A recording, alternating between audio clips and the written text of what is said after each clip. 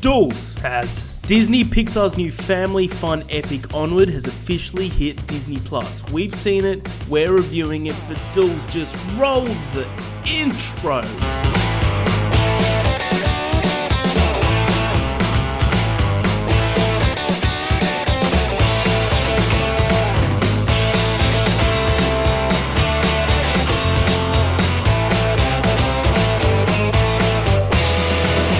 Welcome, one and all, to another episode of the More Cops on Duty podcast. I'm one of your hosts, Harry. With me, of course, is the Buzz Lightyear to my Woody, Edward. Dools. How are you doing this fine evening? Ooh, I get to be the controversial Tim Allen to your Tom Hanks. Absolutely. Tim Allen apparently has some pretty crazy political views. Do you know this? Apparently he's killed a guy. Tim Allen's killed a man? Is that what you're telling me? Yeah, apparently he hit a guy with his car, killed him, and has gone to prison for it, and has since been released. But when did this happen? This happened in the 90s or something. Holy shit. So manslaughter, I'm guessing, obviously not murder. Yeah, manslaughter. But he's killed a man though. So Tim Allen has killed a man. I'm pretty sure I heard that on a podcast. I think it was done by one Colin Moriarty as well. Tim the Toolman. That's quite unbelievable. I mean, I'm gonna have to look it up at some point and get to the bottom of it. But we'll save it for another day. Maybe we can just do a deep dive podcast into everything Tim Allen one day. I mean, yeah, one day. But this until then, Dools. Until then. Let's say that an average Joe is stumbling onto a podcast on Spotify called More Cops on Duty, Dools. What would you tell him More Cops on Duty is? You want the films. You want the games and the TV and the pop culture talk. You've come to the right place. Spotify, Apple Podcasts, Podbeam, Twitter, Instagram, YouTube. We're there. See you later. Good. Nice to have you. That's exactly what Dools has said. More Cops on Duty is the internet's number one film, game, TV podcast. We post twice a week, Wednesday for your main show, Friday for your discussion review show. And that is today, Dools, because today we are reviewing Disney Pixar's Onward. Number one, I should clarify, number one on the internet when the NBN has one of its many frequent dropouts. Because every other time the internet is up, we're a fast, we're a loose 6,010th. I mean, yeah, but I mean, hey, we're climbing. We're climbing the ladder has. We're trying to do a brand image push, Dools. You're not helping it. I'm just being transparent with the audience as because they can smell your bullshit, mate, and they don't appreciate it. Similarly to me. Fair enough. Well, we're talking about Onward, as you said. When was the last time? But before. Oh, okay. Before we say that, I reckon we should start the reviews with clarifying. We are going to be completely spoiler heavy with this. Yes. So if you haven't seen Onward, please go watch it on Disney Plus now. Come back and listen to what we think. Continue what you were saying, Dawes. Well, all I was going to say is, a Pixar film is a pretty significant thing, especially, I think, so I had no theatrical release at all, did it? It didn't come out earlier this year. It did in America. It did in America. But okay. not for Australia, no. So it got $100 million in America. So that's also pretty rare for a Disney film to come out in the States before here. But I think, I don't know, maybe it's a Marvel thing. I'm not too sure. Anyway, so when was the last time we got a Pixar film? What was that last one? Toy Story 4. Toy Story. Oh, right. Year. Okay. So last year. Yeah. So they're obviously. Oh, okay. Of course. So they're obviously big enough now that they've got multiple teams working on multiple films at any given time. Oh, absolutely. Yeah. So, they have a Pixar movie every year. Yeah. Right. Yeah. Well, I quite enjoyed it. What did you think? I really loved it. I thought it was great. I thought it's up there in probably my top 5 of Pixar films. Really? Yeah, I really, really liked this film. I came into it not expecting much. I thought it was just going to be a bit of fun, Tom Holland, Chris Pratt, have a bit of humor between them, a bit of banter. I thought their both their characters were excellent. I really loved Chris Pratt's character a lot. I think I can guess why you like this so much, but I want you to keep keep going. Why? I'm curious now. No, I thought all the characters were hilarious. I thought the story wise was like the world was awesome. Like there's the whole talk of like the world when you think of elves and orcs and trolls and shit, you're thinking of medieval, and it's like that was history. That's actually happened. But what if that was history and this is modern time? Then that's how I saw it. I love the irony of this very at its surface magical world and atmosphere and environment that had forgotten magic along the way, literal magic. Yeah. So yeah, as you said, like this is just like so the mum of these two brothers is dating a fucking centaur or something like that, and who's a police officer, and so on its front, it's a very magical world, and yet they have a very brief kind of history of this world at the start, along the way we forgot magic and its importance in exchange for technology, and I really liked that juxtaposition, because it's like, well, it's clearly still a very mythical, fantastical kind of setting regardless, but yeah, absolutely. Why do you think I would have loved it so much, Dools? I don't know, Has. I think if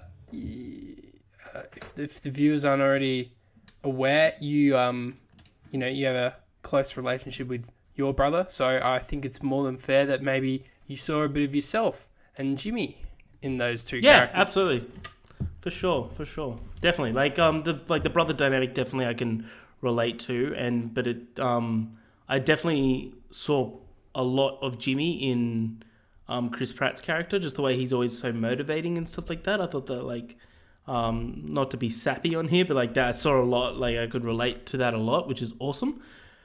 But no, the whole story not the low IQ thing that you mentioned off air, not that. Maybe later. No, but I thought this was cast perfectly. I loved every voice. Blew me away when I found out that the mother was Julia Louis-Dreyfus. Yeah. Well, I couldn't pick that at all until obviously Neither the credits did I, rolled. until I saw the credits, yeah. And those were the only three notable names: Tom Holland, Chris Pratt, and Julia Louise. I didn't really see any other, the dad. Octavia Spencer. Oh yeah, and I guess Lena Waithe, who, from well, she's in some stuff. I mean, you would recognize her. Lena Waithe. Oh, she's actually Ali Wong. Ali Wong was one of the officers. Yeah, I think Lena Waithe was the one-eyed psychopath. She's in Master and None. Yeah. That's what I remember. She's also in season 3 of Westworld, but yeah, that is what I first saw her in. Nice. I'm killing it in Westworld, Dools. I'm up to episode 6, season 2. Ooh. Gonna be watching some more after this because Call of Duty just dropped a 18 gigabyte update. Dude, those code updates are a little obnoxious. They are, but sometimes they're like big update, but here's 3 maps. All right, come on in. All right. But to back on topic, Dools, the plot of Onward, I'll just read out a little synopsis. Teenage elf brothers Ian and Barley embark on a magical quest to spend one more day with their late father. Like any good adventure, the journey is filled with cryptic maps, impossible obstacles, and unimaginable discoveries. But when dear mum finds out her sons are missing, she teams up with the legendary Manticore to bring her beloved boys back home. So, Dools, did you know anything about this film before you started watching it? Not a single thing. I don't think I even watched a trailer. So, yeah, went in completely blind. So I'd watched the trailer months and months ago. I couldn't remember it at all. I just knew that that Chris Pratt and Tom Holland were in it. I knew it was kind of like a modern mythology sort of fantastical story. Callback. But watching it, the one thing that sticks out, the only negative I can pick out for this film before we hit the plot, which I see in most reviews I read, is that aesthetically, it's not up there with like Toy Story 4 or anything like that. It's still a really good looking film, but it's not up there with the creme de la creme of Pixar. Yeah, there weren't really any moments that I typically have with a Pixar film, whether it's like, as you said, Toy Story or Inside Out, Coco. Yeah, and I'm just like, I kind of stop and go like, wow, like animation has come a long way. Like I just was kind of like cruising along, focusing on the story. The animation never really, kind of leaped out like that. Yeah, absolutely. And in saying that though, I think the story like more than made up for it. For me at least. How'd you find the story though? Like with the little twist with the dad. So I guess the twist, as in, like how they're bringing him back, and then you only brought back a half of him. So the whole film is like they're just hanging out with the bottom half of their dad. Yeah, right. I think. So I guess. Yeah, that was just like disappointing from the, it was disappointing from the perspective that they all like I thought it would have a slightly happier ending in the sense that maybe the entire family would get to have that very quick moment with the dad, but I guess it made more sense that it was the older brother who was actually, I guess, missing him more.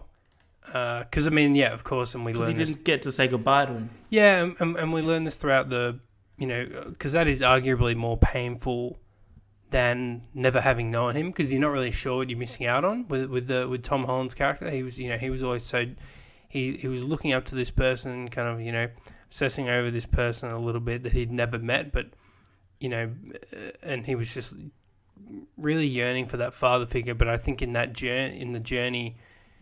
Maybe we're getting a little ahead of ourselves, but we'll touch over things again. But he kind of learns along the way that he did have that in some capacity through his older brother, and I thought it was a fun twist, made for a lot of visual gags when they dressed him up and everything, and I think one of the best parts of the film where I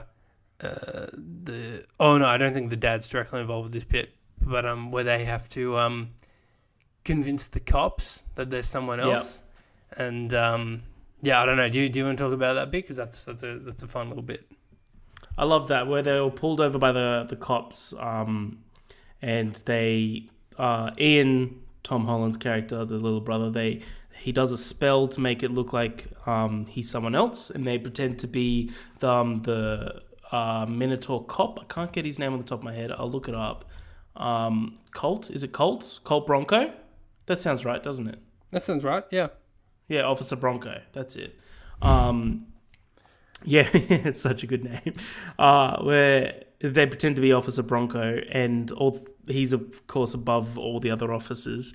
Or, like, has respect for them, I guess. And they're just like, oh, Bronco, I didn't know you were over here. He's like, of course I'm over here. He's like, but then I thought that was a pretty good visual effect where the camera pans and you can see that it's like a screen in front of them, and it's projecting Bronco onto the other two officers.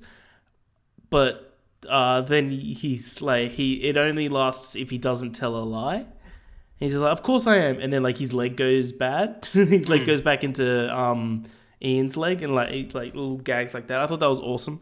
I loved I loved the whole concept of you can only bring back half the dad, because like it first off, like the story needed that, because the story, like, it just needed that little bit of like slight connection, if you know what I mean. Like it's not a full connection to the dad, but it's just like he's there, but like is he?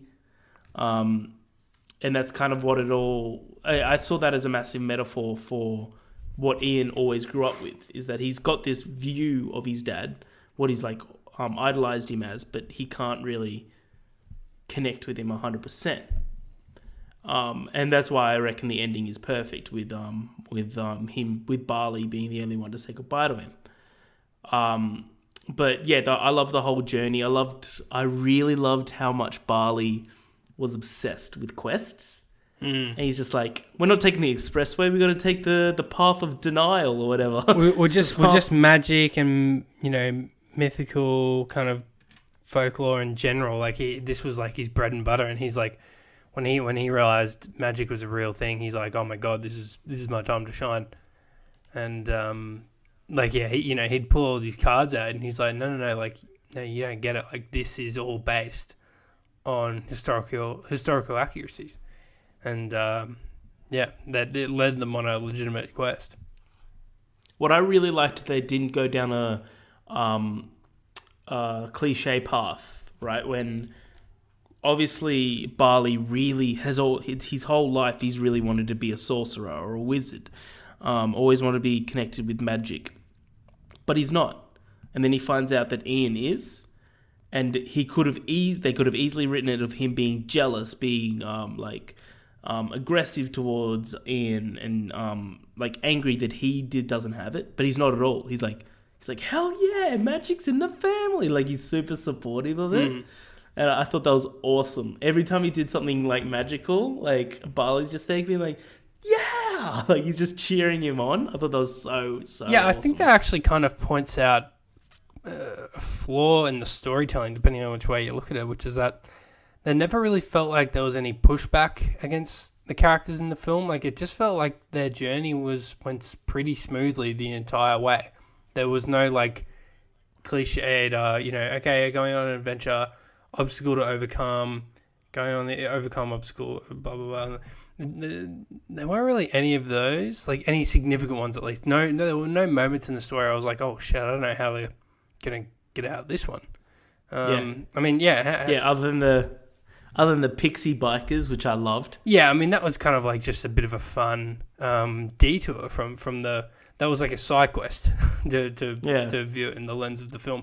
I just felt like it was smooth sailing for the most part. I guess the only big trade-off at the end was just, is it Ian that's Tom Holland's character? Yeah, Ian is Tom Holland and Barley is... so Ian not being able to see or talk to the dad in the end. But I mean, at the same time, like as you've explained, that was kind of like the right move to make from a plot perspective. So I don't know. I guess a slightly higher stakes adventure would have been more fun, I guess. But I think they were just aiming for a very light-hearted romp here, which is, I mean, kind of typical Pixar affair. But at the same time, like, they can go dark if they want, like Finding Nemo, they can, yeah. Toy Story 3. Like, they can definitely, make situations. Watch the first 10 minutes of. Oh yeah. Well, like, they can definitely make situations look grim if they want to. So his wife dies of cancer. Like, that's fucked. Yeah. I used to work with someone back in my couple of jobs back when they first revealed the first trailer for Cars 3, and she was in like head of the conversation that was brewing online of like, this is too dark. It's supposed to be a kids movie. It's like so dark for a Pixar movie. It's like, literally watch the beginning of Up and see his fucking wife go through chemo. Like, It's like, you open your eyes. Like, Nemo's mum gets bloody murdered by a piranha shark or like, and whatever it was. The list goes on. Like, dude, every Pixar movie derives from loss. It's the Bambi effect. It's in a lot of Disneyfied films. So just incredible grief and loss that a main character may experience, but it's always pretty early on, so that by the end it's like, well, it's it's mostly happy-go-lucky, and you've forgotten, just the incredible grief you've experienced has likely subsided. Absolutely. Yeah. So your favorite character is Barley. That's his name. Yeah, Barley. I like Barley a lot. Barley, and so let's also talk about so the mum, played by Julia Louis-Dreyfus, and the Manticore, who I believe is played by Octavia Spencer.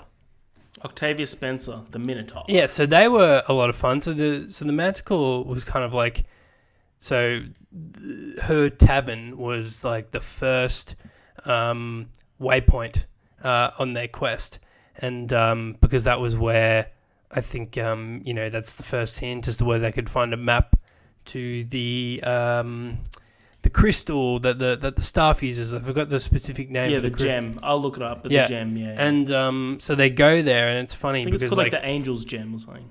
yeah, and so they make their way there, and it's funny because it's basically like, you know, they go in, and it's like, no, it's not this rough and tough tavern, you know, where all the adventurers go to have a pint or something. No, it's like some kid's pizza parlor. It looks like the mythical version of Chuck E. Cheese or something. And, yeah, exactly. Or like Applebee's. And yeah, it's hilarious to see this manticore who you think is going to be this terrifying beast. It's just like this frustrated and, you know, wired kind of like restaurant manager, and who's you know, lost her way and forgotten her roots. And yeah, how do you did that work for you? What do you think of her character? Oh, the Manticore. I loved her. I thought she was cool. I loved the little dynamic between her and Laurel, the mum, Laurel Lightfoot. I thought they worked perfectly because it was like, one is this like mythical beast that's like a legend, and people are like villagers used to run from her cave, and then it's just Laurel Lightfoot, this mum. I thought that was a fun little dynamic. I thought they worked perfectly. But again, it really shows like, you can really dig deep with this film, how it shows capitalism and stuff like that. Sure, like that's obvious. But like, again, it goes back to that core of almost every Pixar movie with just believe in yourself or be true to yourself. It's like with every Pixar movie, there's something like that, and that's what I saw with Manticore. I was just like, be true to yourself. So go back to being a mythical beast, not the owner of a Chuck E. Cheese, like what you said, Dools. So I liked it a lot. I thought it was great. Yeah, I thought the little moments that would be sprinkled in between the main quest. The Manticore and Laurel Lightfoot, that was like a side story, a side quest.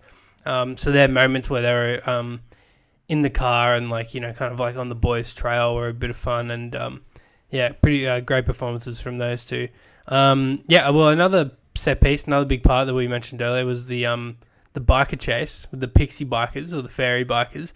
Yeah, I thought that was classic, and it was especially, I guess we should also set up is in the lead up to that, there's Ian has attempted a spell which has gone wrong, that has resulted in Barley being shrunk down to, like, you know, the size of an insect. I love that scene. And at first he's like, oh my god, you know, you've done it, because they were trying to grow a can of gas to get themselves more gas for their car. And he's like, oh my god, you've done it. And he's like, wait, when did you get so big? When did I get so small? I love that. He's just like, you did it. It's huge. So is the van. Shout out to I was gonna Guinevere. That's the one. Yeah, Guinevere the van. Yes. Guinevere. Who left us too soon, but never forget. And then so the car chase, or the motorbike chase that follows is a lot of fun, and any noticeable or any notable actors voice any of those fairies? Do we know? Just so we're not missing anyone. No one that's coming up on my list, unfortunately. Does something tell you that this might have been a slightly lower budget, because we mentioned the animation, not as many big names? I don't know. So for this Chris Pratt and Tom Holland are still pretty big names, but oh, absolutely. Budget for this was 175 to 200 mil. Oh, well, that's to put that. Yeah, that's nothing to scoff about. No, definitely. But if you compare that to say Toy Story 4, which but also has the benefit of being a franchise. Oh, budget's the same for Toy Story 4, man. Budget's 200 mil. I think Pixar are just at the point where they've just proven themselves. Like, it's just, you know, their pedigree. Yeah, you go see a Pixar movie. Yeah. It's Pixar that's the brand at this stage. It's like the American Studio Ghibli. Yeah. You know, I have to admit, I've seen most of their films. I never watched Cars 2 just because I have, you know, mixed. It's not good. So it's just plain not good. I've heard that it's it's not great for a Pixar film, but you just don't think it's a good film? Full stop. So I watched this when it came out, so it's been more than a decade probably. I don't remember liking it at all. Yeah. I haven't seen The Good Dinosaur. I want to watch The Good Dinosaur. Yeah, that's another one. So I haven't seen Cars 2 or 3. Is that a little better? Do you know Cars 3? I haven't seen Cars 3. I haven't seen Cars 3. Maybe it's on Disney Plus. We might need to fix this. Yeah, Good Dinosaur. Again, I can't imagine it's amazing because there's no buzz about it. I only saw Inside It. Is Brave? Isn't that DreamWorks? No? I'm pretty sure that's Pixar. Oh my god. Okay, well there's actually a fair few then. Yeah, Brave's Pixar and definitely not I'll look it up. But yeah, Inside Out. Have you seen Inside Out? Yes, I've seen Inside Out. That was like the last one before Toy Story 4 that I saw that I was like, wow, this is really good. I haven't seen Coco. I haven't seen... Coco is excellent. Now is Moana. Brave is Pixar, by the way. Brave is Pixar. Moana, I don't think. Well, that might be Disney I think animated. Moana's Disney animation. I don't think it's Disney animation. It's the same they've as really, they did. They've really Big Hero picked up 6. their game, Disney animation, which I think some of their films can definitely stand toe to toe with some of Pixar's. Absolutely. Yeah. So you've said you've put this in your top 5. Do you want to give me your top 5? Oh, I don't know. I was just like being spitballing, but fair enough. It's my favorite some of my favorites is The Incredibles would be up there with Up. I love those two. I think they're both exceptional. I think that's my favorite of all time. Pixar Incredibles. Yeah, I probably would have to agree with you. There's a lot of people that say Incredibles 2 is better. I disagree. Really? Yeah. I haven't seen that take anyway, and that surprises me. I think it's really good. It's really good, but the first one's unbeatable.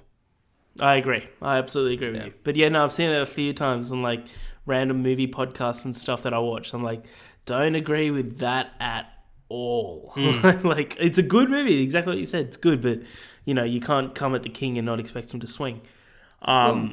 Like some that need to stand out as well. Toy Story 3, Finding Nemo as well. Like it's really hard, It's hard, but yeah. Oh, Coco would be up there as well, man. Wow, I love. I got to watch Coco. I also haven't seen. Is Finding Dory worth my time? Not really. Like, it's fine. Damn, it's fine. I'm seeing a trend, with the exception of Toy Story, that they can't seem to nail sequels. Yeah, like they did pretty well with Incredibles 2, but they didn't you can't beat the first. Yeah, Incredibles 2 was good, I thought, but it was like, it's like, wow, I kind of had higher expectations just because the first was so good. Yeah. I'll tell you what though, even though I just said that I don't think they should do many sequels, I would love to see a successor to Onward that doesn't necessarily follow Ian and Barley, but maybe is also set in this world, because I think this world is rich and has a ton of potential. I love this idea I was waiting to get onto the world. I've got it written down in front of me. Get in there, Take it away, dude. I reckon the world is fantastic because of this one reason, is that we love seeing movies that are non-humans living in a human world, such as Zootopia. Yeah. Like, I think it really allows, there's something it allows about for satire. Yeah. It allows for satire and comedy just to be brewed so easily when you're like, that dragon's coming from what looks like McDonald's, and it's like the joke is already there. I think you're already laughing. There's something to that anthropomorphic humor that really lends itself well to Pixar's animation style as well. So yeah, I definitely agree. I would just love to see, whether it's set back in the Middle Ages when, the magic's at its peak or something, or even the modern day setting where magic is, maybe we can see another film in the same setting, and it's all about magic making its comeback and maybe following another kid on his journey.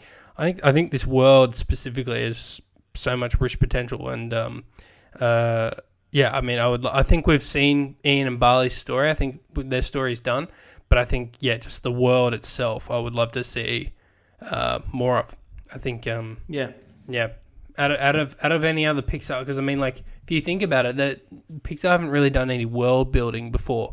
Like Toy Story is just like, there's no specific world. It's just, no, it's about the toys.